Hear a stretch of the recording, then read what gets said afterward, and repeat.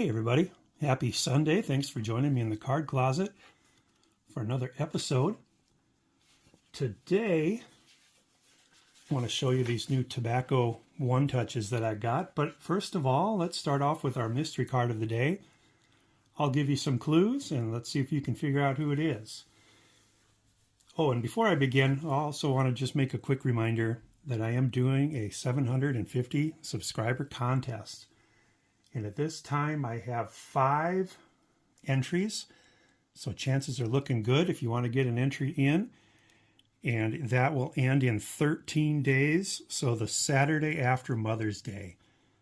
Mother's Day is in 7 days. And so it'll be the Saturday night following that. So let's see, if today is the 5th, it'll be the 12th, 19th minus 1, the 18th. So the night of May 18, you have to make a video response video, and it is a Mother's Day theme. So go back a couple of videos and check out the rules if you want to enter. Would love it if you do. All right, episode 444. We've got a gentleman here who had 444 career stolen bases. So let's see if you can get it in one clue. He is the gentleman who broke up the Dodgers Gang of Four. So throughout the 70s and into the early 80s, the Dodgers' first base was Steve Garvey, second base Dave Lopes, third base Ron Cey, shortstop Bill Russell. And they played many, many years together, those four, and they called them the Gang of Four, that infield.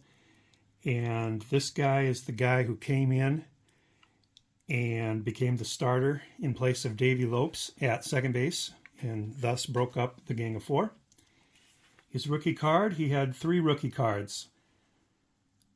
1982 Donruss, Fleer, and Topps. And his 82 Topps was a 3-player card.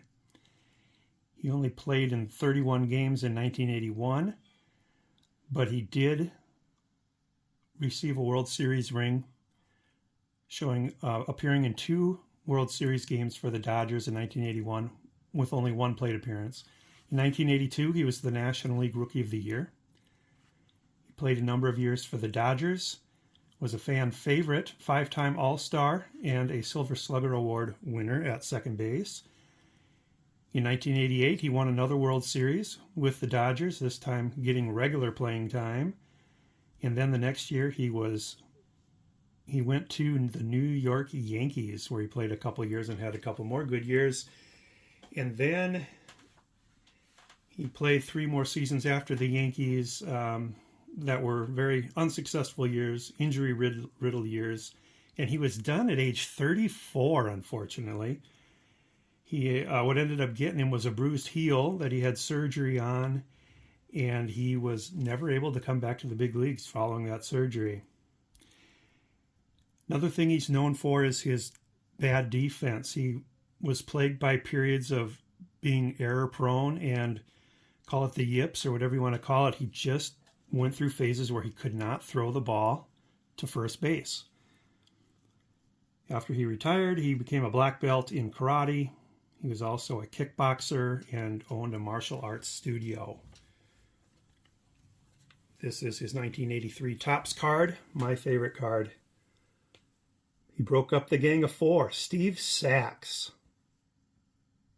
So let me know in the comments if you were able to figure out Mr. 444 stolen bases. He could have easily been a 500 stolen base guy if he could have played out more of his career. All right, so today I want to show these new holders off that I found. These are one-touches that are specifically for tobacco cards. And I just happened to be accidentally looking around and I came across these. I didn't know they existed. I haven't seen anybody show them. And I thought, I've got a few tobacco cards with, some value to them that maybe should be slabbed up like that in a one-touch. And so I picked up a 10-pack of these on Amazon. I think they came to $3 each. But most of my tobacco cards are in slabs. But the ones that aren't, I thought this looks like a pretty handy-dandy way to do it. Very sharp looking and better protected than in a binder So let me take you through the ones that I chose to put into these slabs. So the first one, I've got a Duffy Lewis from T207. The brown background, Duffy Lewis, part of that $100,000 outfield. So I pulled that out of the binder and put it into one of these. Next up, Eddie Cicotte from T206. And I heard, I've always said Cicotte, but I heard Enough Said Cards say one time that it was Cicotte. And then I heard, since I heard Enough Said Andrew say that, I heard Joe Wood in an old interview talking about former teammates, and he called him a Cicotte also. So that's his T206. And then a couple cards that I was being silly here and didn't have protected well enough, and these are going to head to the safe deposit box. Here's my T207 of Tris Speaker. Looks very, very nice in that one touch. And then finally, whoopsie, finally my T205 of Tris Speaker. So got those slabbed up and protected. These are possible ones that I would get graded someday if I ever went to a national and get them graded on site. But there you go. There's a couple of my better tobacco cards. I was hoping that those 1909 American Caramel series would fit in there, but they're just a little bit too tall because I had a Joe Wood that I wanted to get in there to protect a little bit, but it's too tall and it would bow outward and then be smashed by the top plate of the one touch. So don't have a better solution for that. Hey, while I got you, and while we're on the topic of pre-war cards, I picked this card up in the mail. It just came yesterday. And this guy is really difficult to get. Moe Berg. This is his 1935 card. And they made this over 3 seasons, but the higher numbers are from 35 or 36. This is card number 149.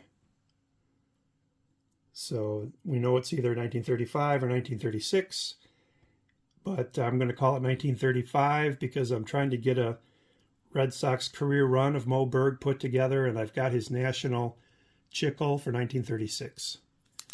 So this went through eBay authentication. It's not graded. Maybe that's why it slipped down to a price where I could get it. I've been after this one. They're very rare. Quote unquote rare. Sorry, John. And they don't show up a lot. And when they do, there's a lot of competition for them. I'm kind of thinking maybe it's because Moe Berg is the catcher who was a spy. The book is after him, and he had such an amazing life over in World War II, being a spy and